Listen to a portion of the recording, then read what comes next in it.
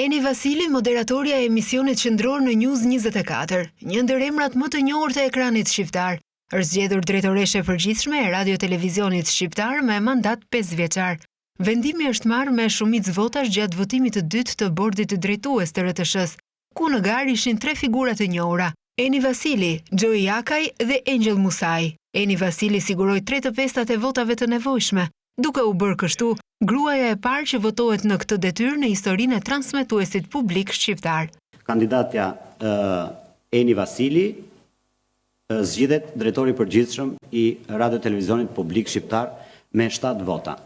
Zgjedhja në krye të RTS-s shënon një moment të rëndësishëm jo vetëm për karrierën e Eni Vasilit, por edhe për televizionin News 24, ku ajo ka punuar për vite të tëra, televizion që vijon të jetë një nga shkollat prestigjioze e më të rëndësishme për figurat mediatike dhe profesionale në vend. Në këtë ekran janë formuar dhe afirmuar një sër gazetarësh, analistësh dhe drejtuesish emisionesh, që më pas kanë marrë role kyçe në median dhe komunikimin publik në Shqipëri.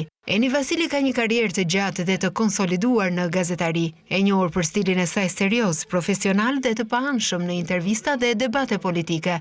Ajo ka drejtuar për vite emisionin politik Open në News 24, i cili është kthyer në një nga platformat më të rëndësishme të debatit politik dhe shoqëror në vend. Përgjatë punës së saj, Vasili ka intervistuar figura të rëndësishme të politikës shqiptare dhe ndërkombëtare dhe ka fituar respektin e publikut. Ajo ka qenë gjithashtu pjesë e shumë projekteve që lidhen me lirinë e medias dhe etikën profesionale. Në krye të RTS-s, Eni Vasili do të përcjell profesionalizmin dhe përvojën e saj nga një media private si News 24.